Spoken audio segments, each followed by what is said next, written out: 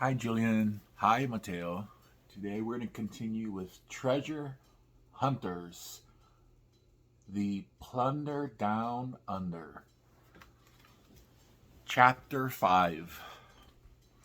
Seems Mom, Dad, and Tommy had found the sunken Port-au-Prince exactly where Dad's dive computer said it would be, but had to scurry away from the shipwreck with only one silver coin when they saw Beck and me tangled up in a tangle with an eight-legged monster. Everybody recheck their gear, said Dad. We're going back down. Let's grab the metal detectors and dive nets. This is going to be quite a haul, said Mom. On first inspection, the cargo hold looked to be loaded with treasure chests. Woohoo, shouted Tommy. We're going to be rich. Actually, Thomas, said Dad, we already have more money than we'll ever need, even if somebody I want to buy, like a Maserati or a Lamborghini. You can buy those with your own money, Tommy, said Mom. Any treasure we find down below will be immediately donated to the Tonga National Museum in Nuku'alofa. But then we're heading on to Australia to search for Lassetter's gold, I said, right? Indeed we are, said Uncle Richie, getting kind of wound up for it. It's the stuff of the myth and legend. The most famous of all Australia's long-lost treasures. Imagine an island reef hidden in the desert, rich with gold. Tommy raised his hand. Yes, Tommy, said Mom. Are we going to donate all of Lasseter's gold to a museum when we find it? We will give it to whomever deserves it, said Dad. Fine, said Tommy, sounding sort of sullen. Whatever. I think he really wanted to buy a snazzy car. First things first, said Mom, before we head off to Australia, which is still 3,239 miles away, added Storm. Thank you, Stephanie, said Mom, who, by the way, is one of the few people allowed to call Storm by her real name. Dad and Uncle Richie are the other two. Before we even think about Australia and Lasseter's gold, we need to retrieve the Port-au-Prince silver and jewels. So we all went through our pre-dive checks once again and grabbed the extra gear we'd need for finding and then hauling the treasure up to the surface. We tumbled and scissor-kicked back into the ocean. This time Beck and I were behind Mom and Dad, but in front of Tommy. When I glanced over my shoulder, he did one of those 2 fingers to his eyes, 2 fingers to me, 2 fingers back to his eyes gestures. Yup, he would be watching us. Hauling treasure out of a sunken hole is always a blast. We use a metal detector to sweep the barnacle-encrusted wreckage to make sure we don't miss anything. Then we load the dive nets with as much loot as they can hold. Working together, we had 5 big bags stuffed with silver candlesticks, gold crosses, and jeweled goblets. The museum in Tonga would probably need a new wing to the house at all. Mom gave the signal, and we headed back up, dragging a bulging treasure nets behind us. When we broke through the surface of the water, we noticed something peculiar. Another boat was docked right next to ours. The Venus was stenciled across its stern.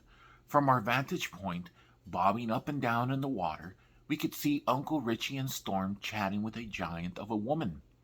She had to be 6 feet tall, with long blonde dreadlocks streaming out of her wide red bandana. Even though the sun was scorching hot, she wore a waxy-looking long coat and boots up to her knees. 2 men with muscles nearly as thick and big as hers were standing beside her. The lady looked like an Amazon warrior, and not the kind that sells things online. Chapter 6. Tommy was open-mouthed gawking at the lady, who had to be at least 10 years older than him. I think I'm in love, he blubbered. In case you didn't know, Tommy falls head over heels in love on a regular basis. It's why Mom and Dad nicknamed him Tailspin Tommy. He started swimming for a ship faster than I've ever seen him swim before, even though he was hauling 2 heavy, treasure-filled dive bags behind him. The guy moved like a torpedo slicing through the waves. Yep, he was definitely tail spinning again. Beck and I swam after him. So did Mom and Dad. But Tommy beat us all to the dive ladder, clambered up, dumped his treasure bags on the deck, and tried his best to look suave and cool, which is kind of hard to do when you're dressed like a frogman with an oxygen tank strapped to your back. Hey, I heard him say to the lady when we were all back on deck, I'm Tommy, and you must be gorgeous. Storm rolled her eyes. Beck did her famous gag me now gesture. Mom and Dad both shook their heads. We were all kind of used to Tommy and his tail spinning. Fortunately, the lady laughed, a big, boisterous laugh. Uncle Richie joined in. Then the two big guys behind the lady laughed too. Good day to you, Tommy, said the lady. I'm Charlotte Badger.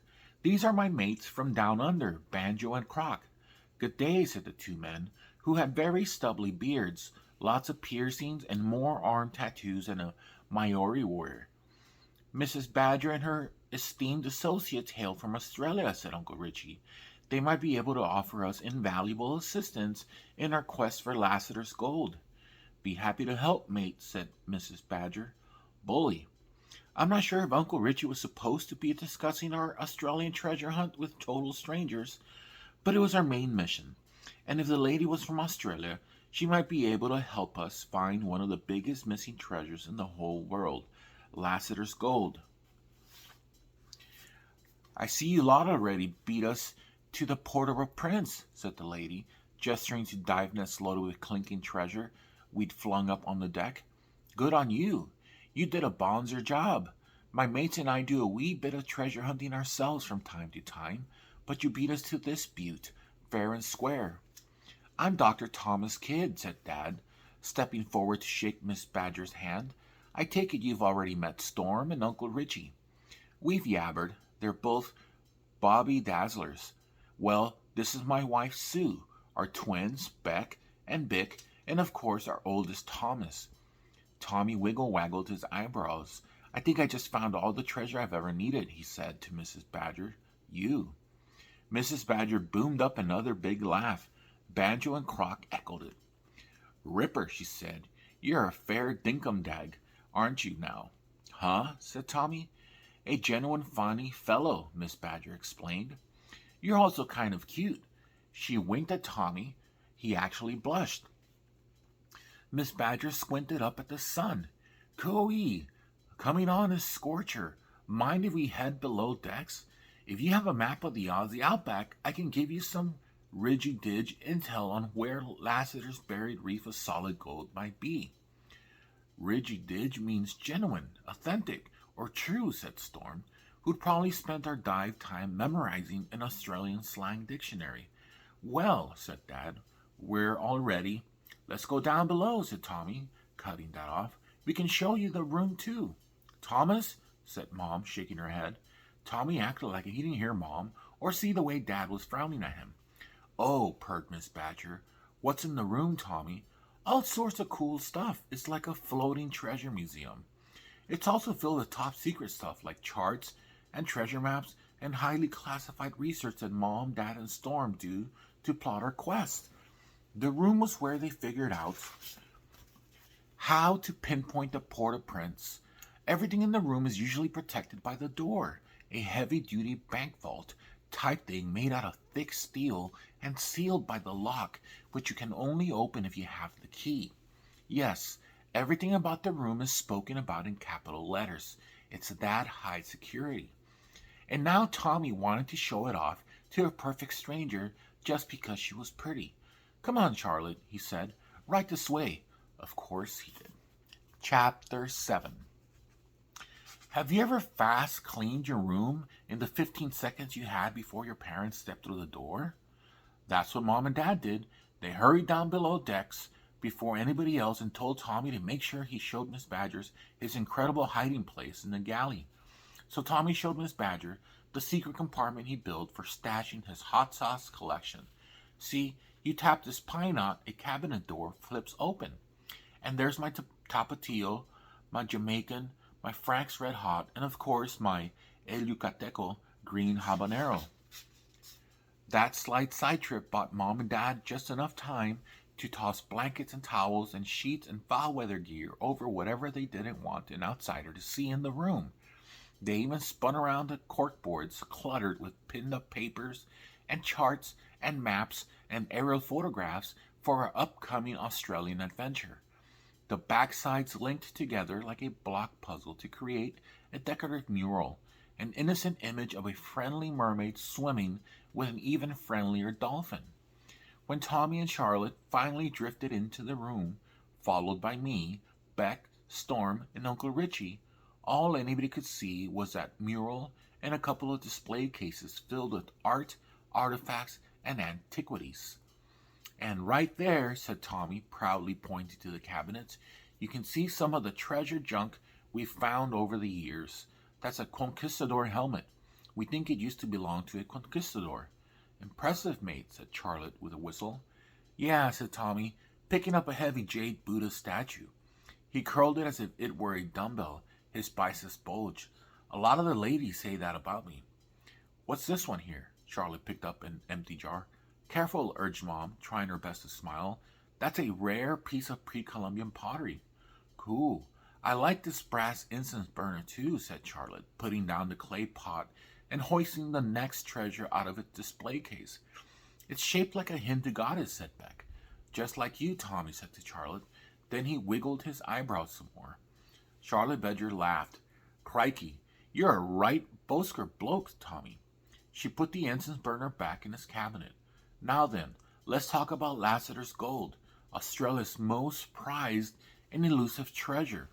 "Bully," said Uncle Richie. "Such is this family current quest. What can you tell us about it, Miss Badger?" "Only this," said the powerfully built, towering woman. She had to duck down a little to keep her dreadlocks from scraping the ceiling. "You'd have to be barmy as a bandicoot to go looking for it. A real ningung." We all looked to Storm. She translated. "We'd be nuts to try to find it."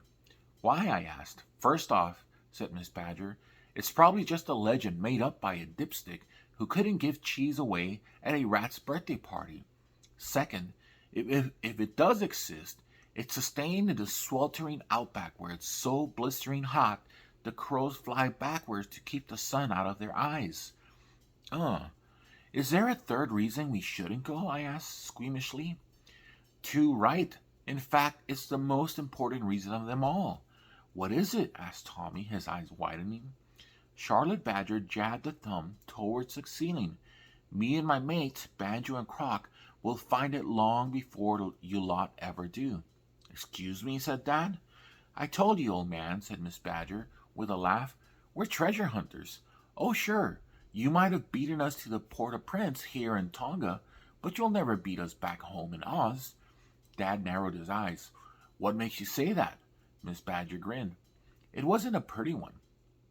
"Oh, you'll find out soon enough, Dr. Kidd." She started backing up towards the door. Tommy, who was the closest, might have been able to grab her and stop her from escaping, but he was too busy being heartbroken. "You know," Miss Badger taunted, "for being so world famous, you kids sure are a dim lot. I've seen better heads on mugs of root beer.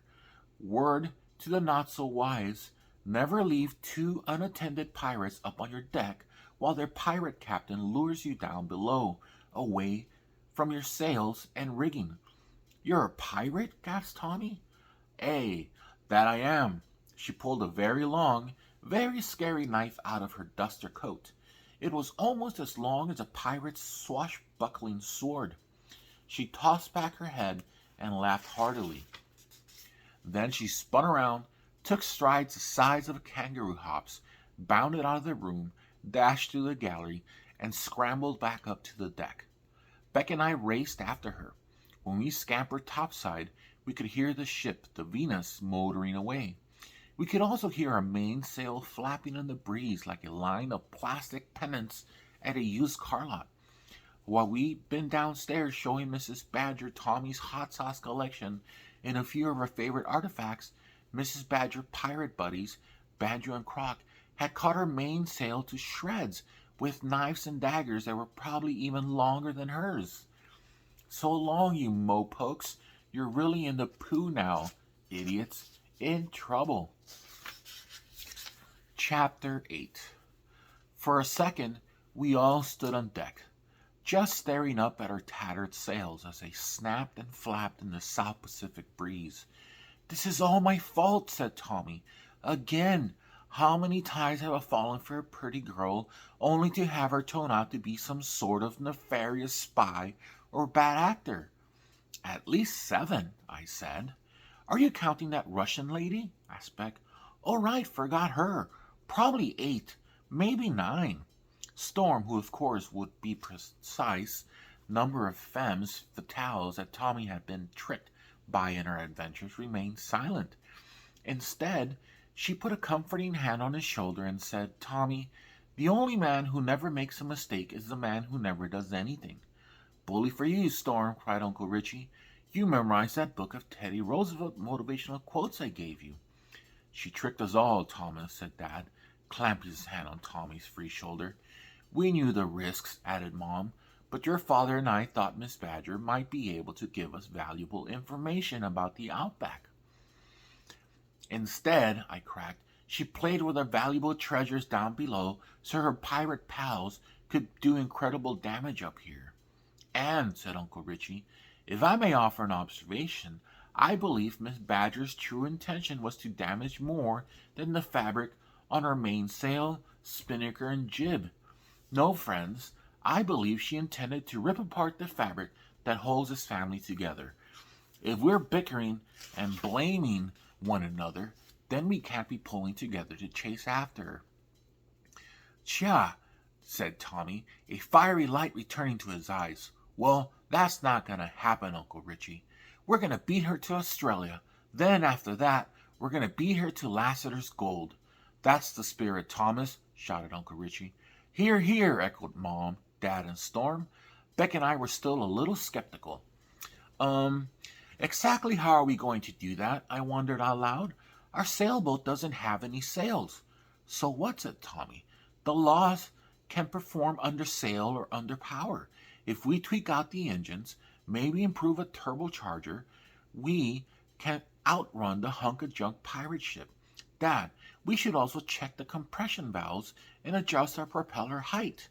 "Of course," said Dad. "Good thinking, Thomas." Storm nodded. "Raising the drives higher out of the water will improve speed because it will reduce drag." "And," said Mom, "we have spare sails hidden in several secret compartments." "Then what are we waiting for?" said Tommy, suddenly sounding like the ship captain he was born to be. "I want the engines tweaked, the propellers raised, and new sails rigged and ready to run in 20 minutes. 20, I said, totally pumped by Tommy's pep talk. "We can do it in 15. "Nah," said Tommy, shooting me a wink. "We should give Charlotte Badger a head start. It's only fair. She doesn't know who she's up against. We're the kids."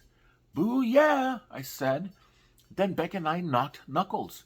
We also floss danced a little. And when we went to work, we rigged the sails with Mom and Storm. Dad, Tommy, and Uncle Richie fiddled with the engines. 20 minutes later, we were ready to blast off. We still had 3,000 miles of ocean to cross before we'd hit the port of Sydney, Australia.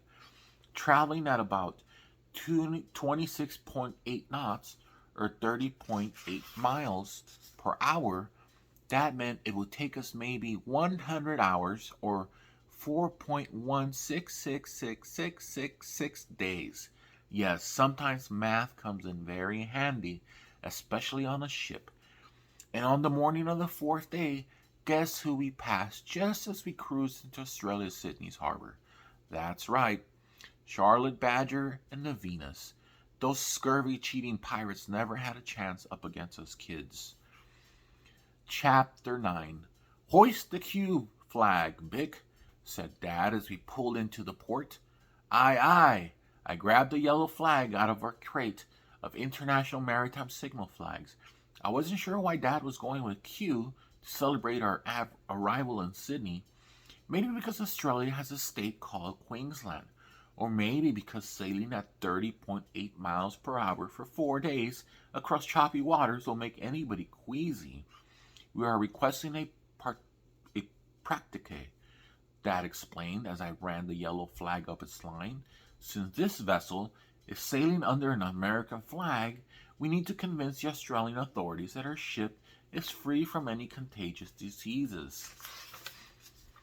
Several human and plant diseases have never reached the shores, added Storm, our walkie-talking Wikipedia. It's why Australia is home to the most vigilant quarantine officers in the world. They board every aircraft landing in Australia and spray the cabin air with insecticide and disinfectant. They won't let you bring any food, animals, plants, or soil into the country. Seriously? Said Tommy. Because I still have half a microwave cheeseburger down in the galley and some potato chips. They call them potato crisps in Australia, said Storm. So I bought them in Hawaii. Good point. Wait a second, said Beck, as Tommy eased back on the throttles.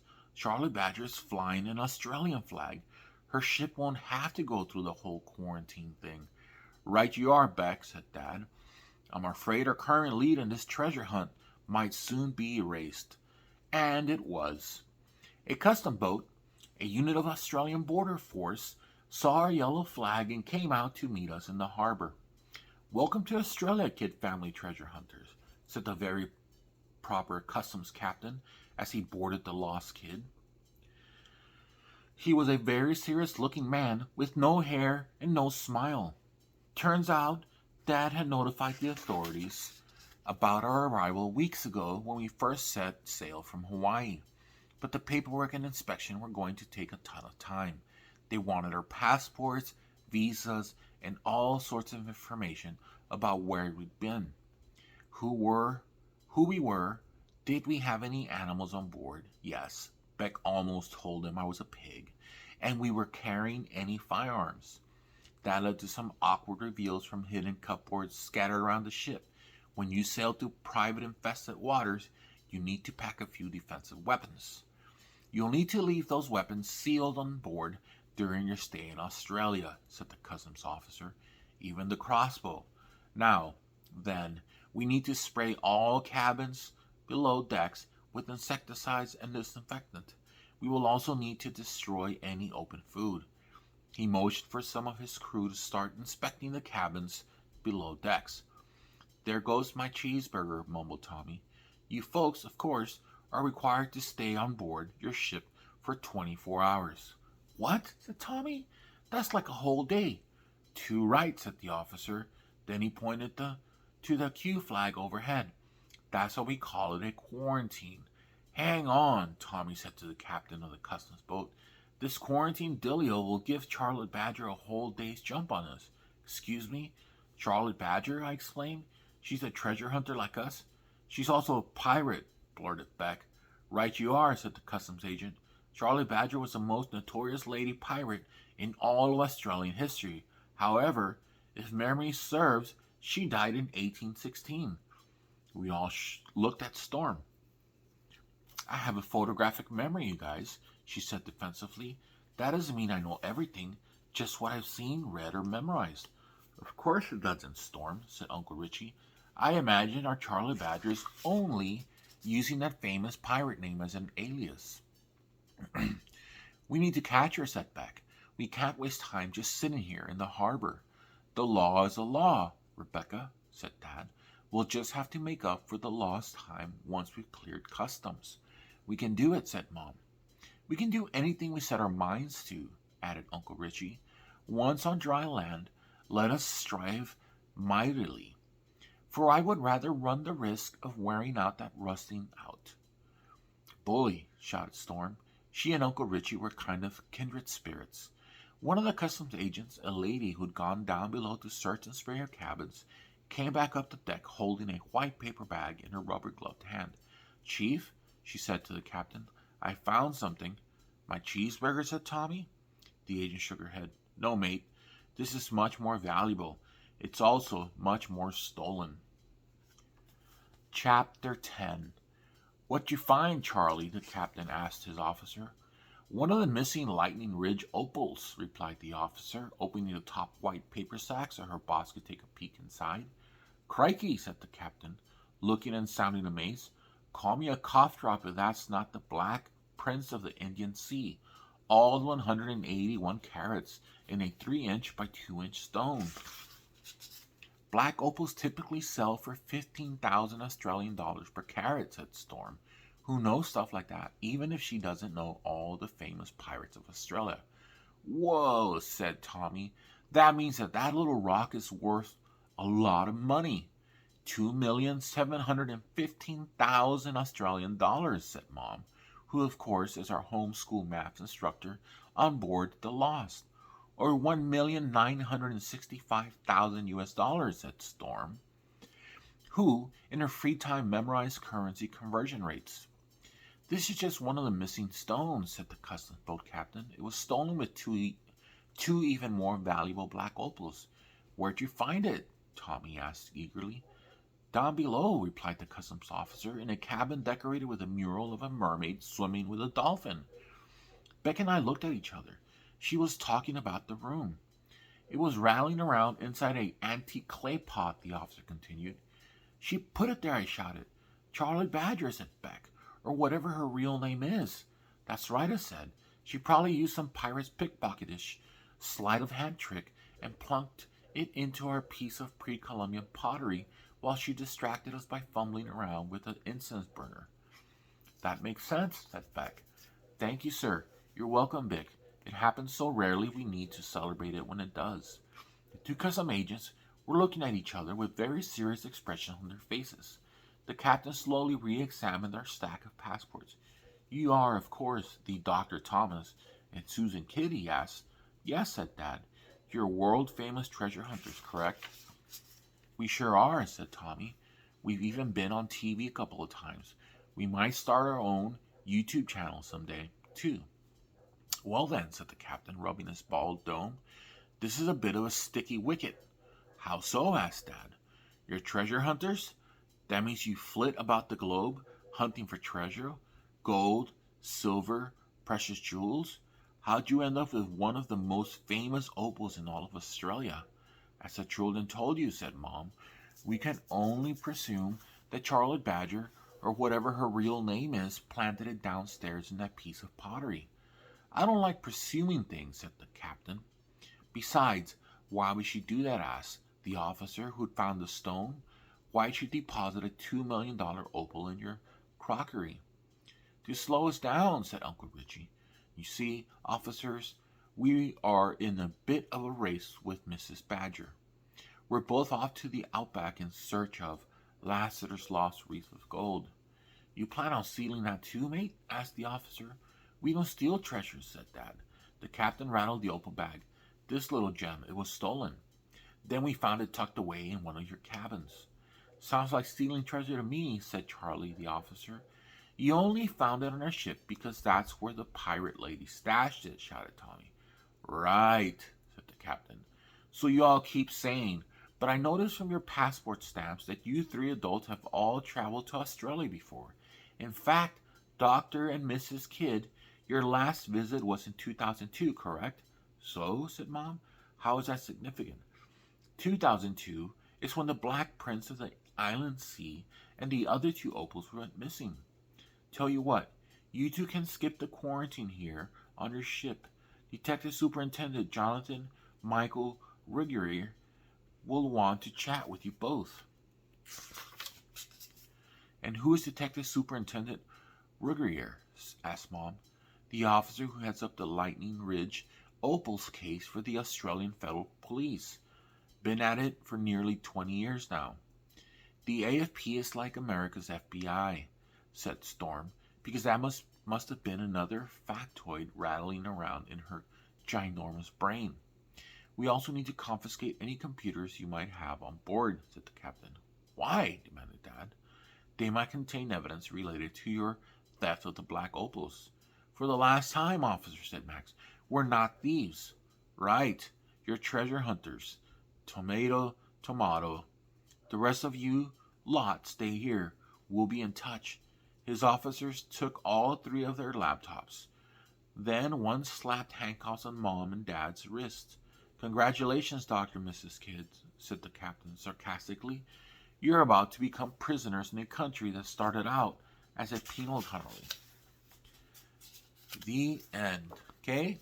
Tomorrow, I will read you for another 30 minutes. Okay? Again, this is Treasure Hunters, Plunder Down Under. Love you, Julian. Love you, Mateo. Hope you guys have a good night. Bye bye.